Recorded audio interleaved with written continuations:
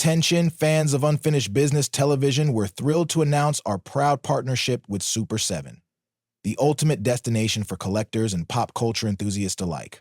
Visit super74.com/AJEPYX today.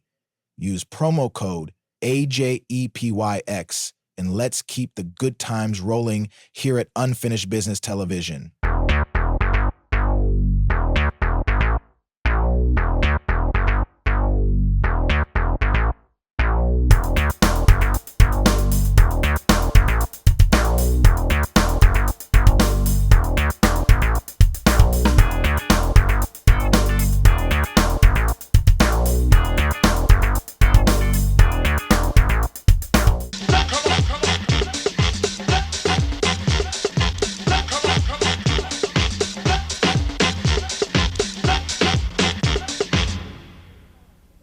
Life goes by so fast. What's the point? What do you want me to do, huh? I don't have a job. I'm a loser. Shoot me. Excuse me, can I get a falafel with hot sauce, a side order of baba ganoush, And a seltzer, please. You want Lebanese delight? Sure, bring it out. Your mother was a woman with no common sense. Would you hurry up? Hello, Chanel. Of course, your father was a man without a conscience. You think I couldn't be a library clerk? Fine. You can start right now. I assume you're familiar with the Dewey Decimal System? I don't know the first thing about you. Your life, your friends. They're normal people, just like your friends. Hello. Natasha! Leo, I'm going to be 24 soon. I haven't done anything. Yo, what happened here? They're organized by the Dewey Decimal System. Yo, there are over 1,000 albums here. They were a mess. What are you, my mother? Don't mix those up. Mary, they're jeans. Vogue magazine calls Parker Posey wickedly funny. She's got a personality like a neon exclamation point. You won't believe what I did last night. It was possibly the wildest night of my existence. I'm happy to see you're practicing safe sex. First Look Pictures proudly presents Sometimes you can be kind of goofy. Parker Posey. She's good. You've outdone yourself. So silly. The party is just beginning. Party Girl. Hello.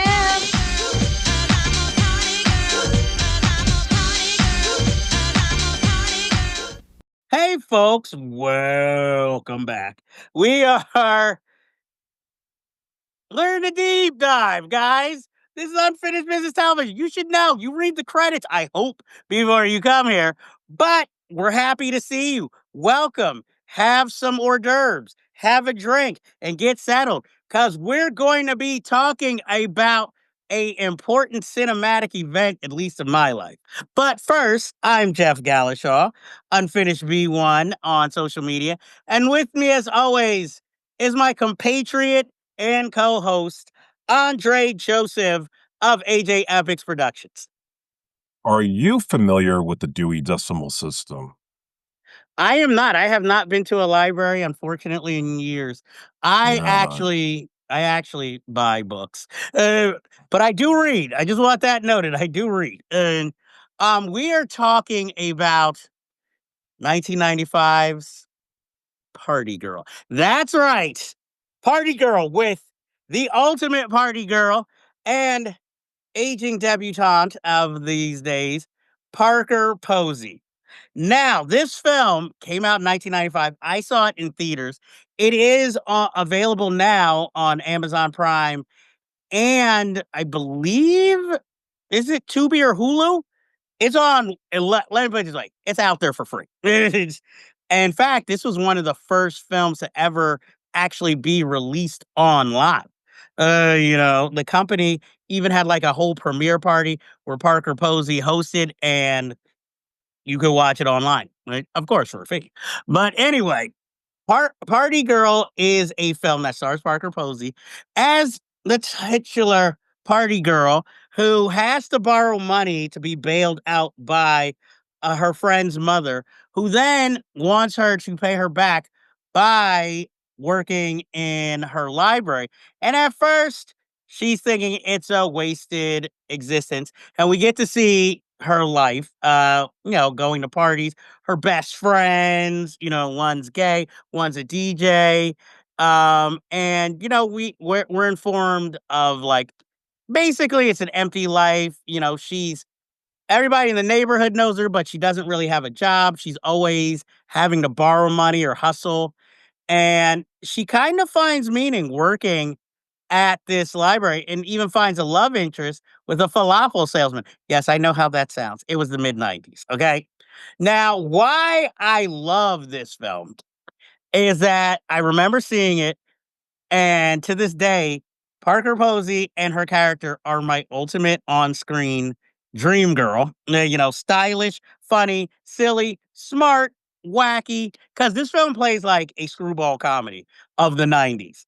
And seeing like that underground party culture in New York, watching it now is like very nostalgic, but it also reminds me since I saw this as a teenager, I wanted to go to those parties. I wanted to be in those clubs. I wanted to know these people. And unfortunately, by the time I became of age, it had disappeared. So this was like my wannabe, and to me now, it's the ultimate comfort movie because anytime I watch it, I can't help but smile, and it cheers me up. I just really, really love this film. I love Parker Posey. I am a super fan.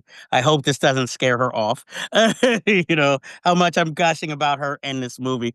It was my first real introduction to her too, because I mean, she was the queen of the indie 90s, but this was the first thing I saw her in other than maybe Dazed and Confused. But this one made me love her. The other one made me love her more after I saw it, but I hated her character in that film. So, Andre, what is your history with Party Girl, and what did you think uh, watching it? So I don't have a history because I only heard about the movie fairly recently because of you, and I only knew of Parker Posey as early as Scream 3 when they made a whole big deal about her casting in this film, that this indie darling was now gonna be in the latest Scream picture. And then pretty much from there, I'd see her from time to time in major movies like Superman Returns, among other things that she did, and her occasional appearances in television shows.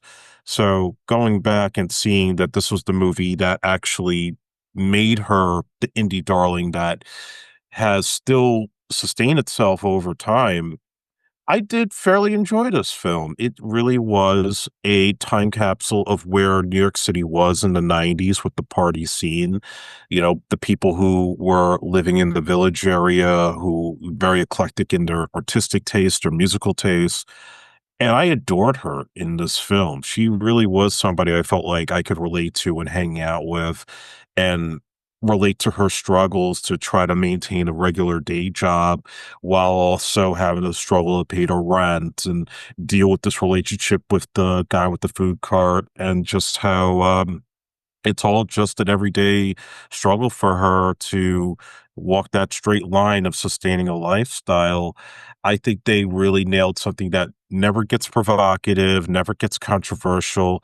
It's all just situations that I think anybody can relate to. Working in a library and getting shit on by your boss because you don't know the Dewey Decimal System, not far different from dealing with a boss in the office space, or if you're in school and you don't know what the hell the Dewey Decimal System is, you're going to have to suffer that consequence. So, I like those aspects about the film. Even the dude that's from Half Baked playing the DJ friend of hers was Mhm. also very good in this film, as well as the woman playing the mother's friend that gives her the job in the library. I like their interplay with each other.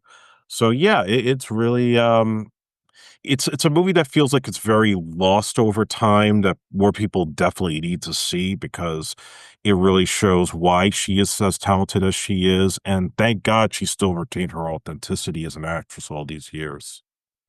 Yeah, this film, the director's mother actually plays the librarian, and Gilmore, excuse me, Gilmore, how Diaz Yeah, plays the DJ. You also have Anthony DeSando playing Derek, her gay friend. You have there's a lot of like before they were stars. Liev Schreiber playing Nigel, her like ex kind of I guess bouncer at all the clubs she goes to. You have John Ventimiglia from The Sopranos, who played, I think, Artie Bucco, as like just a random angry guy online trying to get into the club. I love this film. I love the fashion early, before it's back when thrift stores were, well, thrift stores are always big, but when like designer stuff was still cheap, that now would cost you an arm and a leg. Like I love her rainbow colored leggings that she wears in a couple of scenes. I mean, I feel like this was a star-making role, and it got her, work, but it never quite caught on. Like, she would play girlfriend roles in You've Got Mail, like the bitchy ex, or she'd be in Will and Grace. I mean, she also had Got Waiting to Government and, the Christopher Guest movies, thankfully, which, helped, her career. I even listened to her audiobook. That was one of the first audiobooks I listened to, listening to her go over her life. Um, doesn't really get too much into this film though, strangely enough. Um, and they unfortunately tried to make this into a television series on Fox, starring Christine Taylor of all people. And I'm just like, yeah, I lasted 2 episodes before I quit because I'm like, this is not the party girl. I know. Yeah, I don't know how you do this as a regular series. I feel like this was like a one-note story. She's just trying to sustain a job. I mean, it's not sitcom territory. Yeah. Interestingly enough, Eric Stoltz was supposed to be in the opening Yeah. scene, and somehow he got caught. I'm like, was he playing Eric Stoltz or just a character?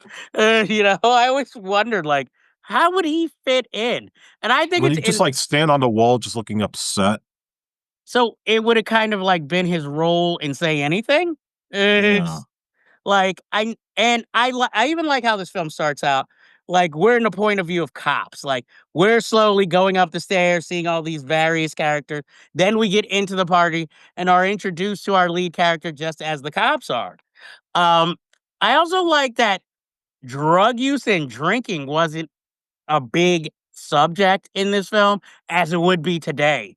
Like when and like at the midpoint, I guess at the end of the second act, she like takes various drugs that we don't even know what they are and kind of ODs, but then finds meaning and enlightenment through it. Um I love the last scene at her birthday party, how that plays out, how like things just keep going up a building and then, like even with the stripper and her having to dance with him while she's trying to explain how she wants to be a librarian and even dressing so well when she's a librarian too. I mean, I just really enjoyed this one. This is a comfort movie. It's something you just can put on, uh, you know, just to make you feel good. And I don't know, maybe I confuse Parker Posey with her character, maybe that's it, but she's just somebody who I feel should be working more, and this is like the big thing on her resume to me. I know she was in Bryan Singer Superman, playing Miss Tessmacher. I'm like, well, as I was watching that film, say you're gay without saying you're gay. You casted Parker Posey as Miss Tessmacher with Kevin Spacey as Lex Luthor. Okay. So, but yeah, like I said, I love this film. There's not that much trivia on it, considering it is kind of just like an indie film, but it's also one of those films that takes you back to like Sundance when you could have a film that had a meager budget, but still had kind of a little mainstream story taste, and it could be a hit. This obviously wasn't like $100 million hit, but for its time, it was a hit on the indie scene, which is why it's a shame it's less remembered than it is. And I'm hoping this episode and just in general, its availability will bring people to go watch it and discover this film. It's sort of like when you're trying to tell somebody about an experience, but you can't quite put it into words and you're trying your best. I feel like that's this movie. Like, it's not going to change your life, but I think you're going to be surprised at how much you enjoy this film and how you miss it or have never heard of this film before. You know, um, I can't imagine anybody else playing the lead, even though these days, well, now she's too old now. I was gonna say Anne Hathaway. It's No. since I don't know younger actresses that much, I'm sure they try to get Jenna Ortega, but I'd be like, it's supposed to be an indie film. You know, getting Jenna Ortega, that's like 5 million right there. And she still looks 12. So said, "Stop trying to put her in sex scenes, Hollywood. She still looks like a child." That's disgusting. Seriously. I mean, I know all of you guys might get your rocks off on Sabrina Carpenter, since but again, another one who looks like a child and is pushing that Lolita angle a little too much. Okay, that's the end of my old man rant on casting. But yes, please, Parker Posey, if by some miracle you see this, please be a guest. Would love to talk to you about your career. You to me are a screen icon. I wish you nothing but the best. I might even watch White Lotus for you in season 3. I'm not gonna watch from the beginning. It's like, oh, she's in that episode. I'll watch. And hey, I watched Superman, Bryan Singer Superman just for you, and and I'm sure many other films I've watched just for you. Well, I mean, she helped me discover Hal Hartley, the filmmaker. So, I'm always, again, she's the key to the indie 90s, especially New York films. So that is, I don't know. I'm getting emotional here thinking about this woman, Parker Posey. It takes me back to that time, man. Is there anything you'd like to say about Party Girl before we go? That's funny. I didn't know this director went on to do the movie Woo with Jada Pinkett. Yeah, I tried to forget that. Yeah. Although the Billy Dee Williams part is cool, but everything else. Yeah, I can see the connection, the romance, kind of the physical comedy. Yeah, but she obviously does it way better here. But then again, look at who she was working with. Entanglement. Yeah, I was gonna say I'm not talking Tommy Davidson. So, and I'm like, and there was no Parker Posey cameo. So, Yeah, what the hell? yeah, but Daisy von Schurler-Meyer has continued to make films, and I'm happy for her. But they were never any Party Girl. I see. I think of the film like it's an X. Like, there'll never be one like that one. But I would say for people, even indie directors, if you want to learn how to tell a story that's relatable to either the culture you're in or just yourself, watch this film. Sometimes it can be simple and still say so much and still be identifiable to a general audience, no matter what. And so I highly recommend it, obviously, since I picked it. But that ends our time in this deep dive and is definitely company to be with this. It's like the submarine in Mission Impossible. I like this crew, except for that one guy. Don't interrupt me when I'm on my treadmill. So, again, Parker Posey, Mumbles, Liam Schreiber, Daisy Von Schreiber, anybody in the cast, anybody, but mostly Parker Posey. If you want to come by and be interviewed, we would love to have you anytime. And that ends our time in the deep dive for this episode. And we'll see you, land ahoy, and we'll see you again down here. If you like this review, please be sure to like and hit subscribe to be alerted to new episodes in the future.